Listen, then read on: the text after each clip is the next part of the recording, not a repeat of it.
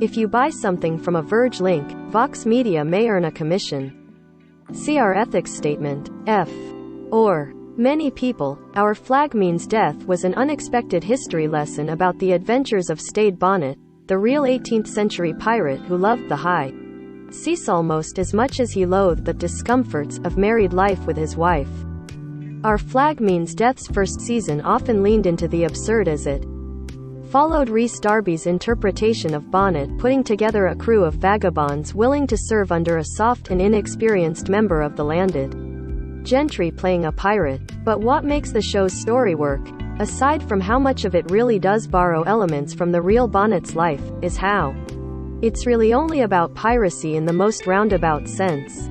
Surprised as many viewers were to learn that the real Stede and Blackbeard did spend a significant amount of time traveling together, what ended throwing many of our Flag Means Death's viewers for a loop was the revelation that it's Stede and Blackbeard were falling in love. Of all the clever tricks, or fuckery, if you'd prefer, our Flag Means Death managed to pull off, few were impressive as its ability to disguise the fact that it was a period romance all along. Something series creator David Jenkins partially attributes to the expectations we bring to TV. When we spoke with Jenkins recently, he said that while it's been great watching fans embrace Our Flag Means Death, the surprised responses to its character arc speak to the importance of using genre fiction to better reflect and play with the realities of our world. Before we talk about Stede and Ed, let's talk about David and Taika as showrunner and executive producer. David Jenkins. For me, the joy of having an EP like Taika is that you know he's there and is going to come direct the pilot, but then he just leaves me alone, and I get to make the show as weird as I want to make it. We get to take it in the writer's room in directions that interest us, and no one's trying to get in there and fuck with it too much. The great thing about Taika is that he comes back.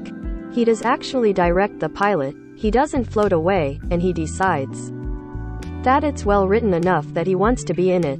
And then he performs your fucking writing. There's moments of improvisation, but like the amount that he's served those scripts and the amount that he's served my vision for what the show should be is humbling. When you're looking at this person who's incredible and it's like, ah, man. They're playing my notes. Oh my god, this is incredible.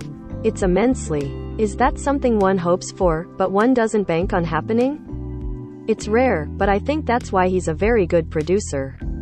I don't know a ton about his relationship with Sterling Harjo on Reservation Dogs, but that's Sterling's thing. He conceived it with Taika, but Sterling is the driving force behind that show and what it looks like, and I think part of being a good producer is knowing when to go away and when to come back. Setting people up whose sensibilities you like, and then championing them, and supporting them without trying to control it too much is an amazing skill that I think very few people of his stature have. What is it about Our Flag Means Death that made it so easy for people to really sort of miss the early queer subtext that's barely subtext? I'm the wrong person to ask because I know a lot more now than I did a month ago, and I know a lot more now than I did 2 weeks ago based on how this show was going to roll out. I thought it was pretty clear to me that you get halfway through, and you're like, oh, okay. These people have feelings for each other, and they're attracted to each other. Little bit, yeah. And it's clear. I think I didn't realize, because I see myself represented on camera, and I see myself falling in love in stories. I didn't realize how deep the queer baiting thing goes. Being made to feel stupid by stories, I guess. How do you mean? As we were breaking the season and looking at how it would go, part of me knew that, yes, Stede and Ed's romance was going to be real. But one part of me felt like, we're going to do this story, and they're going to kiss, and maybe that's not even going to be that big a deal. Maybe it'll just be a blip. But then, looking at how people were kind of afraid to let themselves believe that we were doing that was a surprise to me, and it's heartbreaking. I understand it much better now, and it's like, oh, you were made to feel stupid by a bunch of shows, unintentionally, by and large, I think, but made to feel like, maybe I'm going to be up there. Maybe that'll be me in this story. And then at the end of it feeling like, ah, no, it's not me. I'm not in this zone. That fucks with you at any age, I think, but especially when you're young and impressionable. I know it would make me feel that I didn't belong, and I think that's part of where the response to the show comes from. Take me back to when you were first breaking the season and carving out your take on Stade and Ed. What was the key to building out romance between the two of them that felt organic and honest to them both? Not as historical figures but as characters taking shape in your mind? I'd never written a romance before this one, but I think with Ed and Stade, the question's always, what's the need for each other? I think the need for Stede's pretty apparent in the beginning because he's just this poor man who doesn't know at all what he's doing. Ed, I think, is at a point in his life where he needs to see somebody who's a bit of an outsider artist who has a fresh take on piracy. Once you figure out what these kinds of characters are missing, what they're looking for in each other, their stories start to take on their own lives, and they reveal things to you. Like, Stade's such a great character because he unwittingly seduces this person by being his neat self and doing stuff in a slightly different way. This is the first time I've heard anyone talk about the show through the Stade as seducer lens, but you're totally right. There's that one line where he asks Blackbeard if he fancies a fine fabric, and it killed me because that's a whole 18th century pickup line. He's cruising. It's an unintentional seduction, I think, but yeah. Talk to me about that. The unintentionality of Stade's seduction and leading with that from a writing perspective. It's just that undeniable chemistry between two people falling in love at first sight, essentially. When they see each other, it's that Beach Boys, Our Prayer song that our editor Daniel Hayworth pitched, and it's just fantastic in that moment. I don't know, I love looking at them as having a modern relationship. Where, maybe you've heard about each other before you met, and then you're kind of into what the other person's doing, and then it turns out that they're into what you're doing, and then you see each other, and there's chemistry? But then also, I think there's something interesting about an amateur going up against the ultimate professional. I'm sure you've seen it, too. You're overworked. But when you see someone who's writing for fun, and you're fucking tired and jaded, and you had a bunch of stupid shit happen, but you see that people who's still feeling it, you remember, oh, right. That's why I do it. This is what I need to get back to. Like, what the fuck? What am I doing? Definitely. I think, do you fancy a fine fabric, is unintentional, but it's when he tucks the fabric into Blackbeard's shirt and tells him that he wears fine things. Well, that makes it work. That's such a kind thing to say and such a perceptive thing for him to say in that moment, and sometimes you meet somebody and you can just see them like that. You've talked in the past about framing Stade as a really naive person with an immature sense of love before meeting Ed because he'd just never really experienced it before. What about Ed's sense of love and romance, though? He's this worldly person who's already exhausted and put upon by his life pre-gentleman. Yeah, I think they're both very undeveloped in certain ways, but I think this is Ed's first time falling in love, too, honestly. He's more experienced, and he's, I think, probably more physically experienced than Stade. But they're these two middle-aged men who are underdeveloped in a certain way in terms of romantic emotional health as we understand it.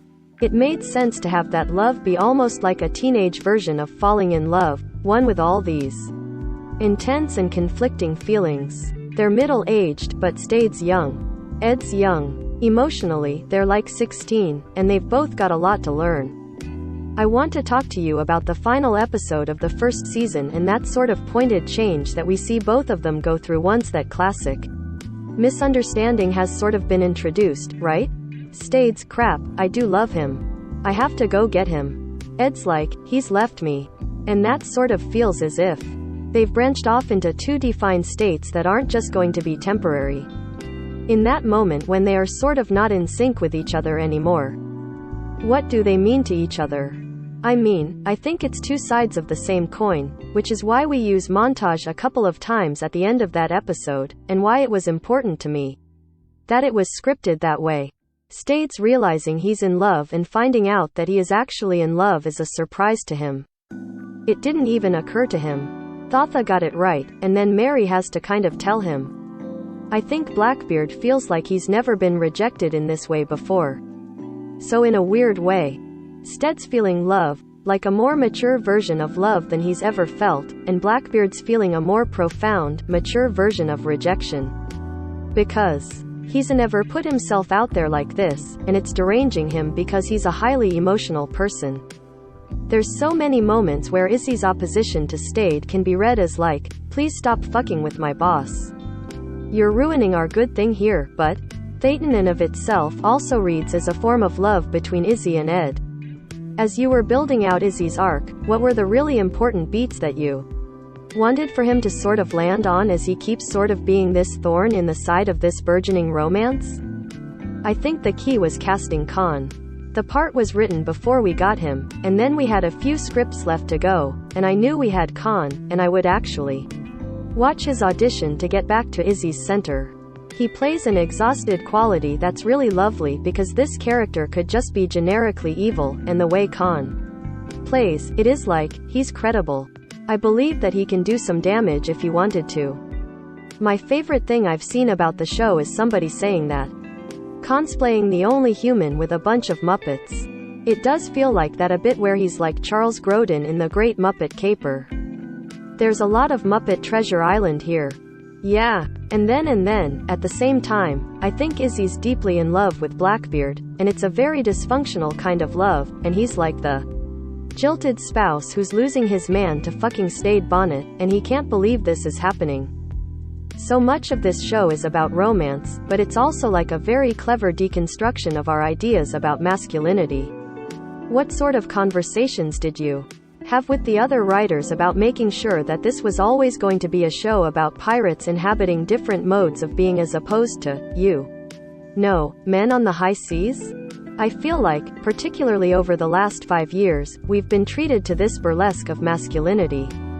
How do you mean? Well, it's meaningless, but you look at people going, look at President Trump, and they're drawing him like a stereotypical macho man, but in actuality, he's this doughy sack of shit in a suit. You look at Fox News, which is also an interesting burlesque of straight femininity and masculinity, but it's done through this really distorted, almost pro-wrestling-like lens.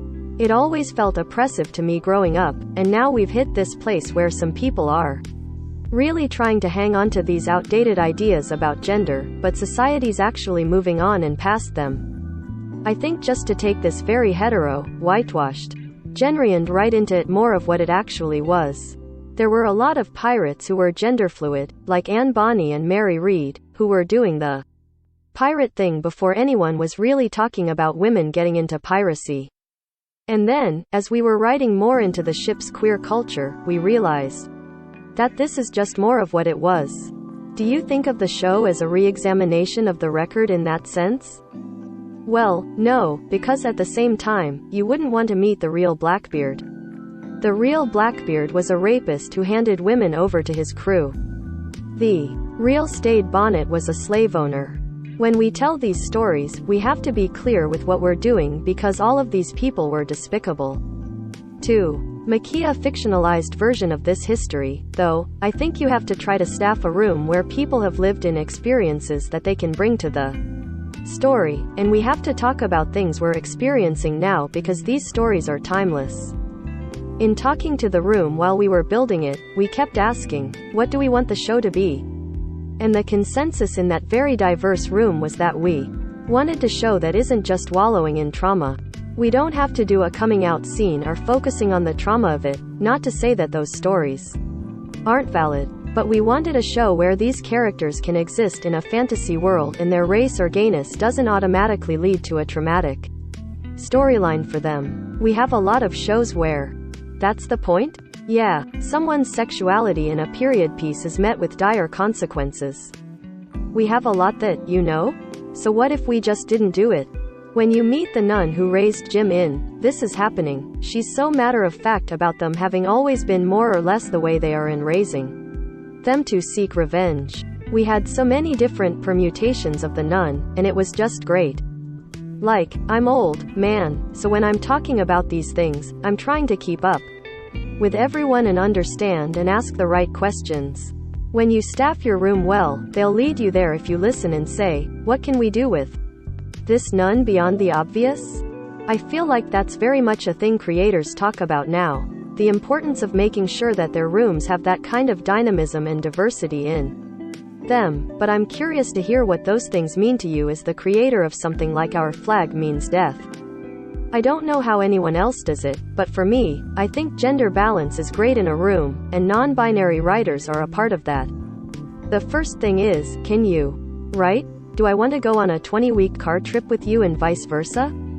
Yes, and is the most important thing in the room, because if you get people who are no, but the work is heavier on everyone's shoulders, and then it is really just being like, who are the most interesting writers out there?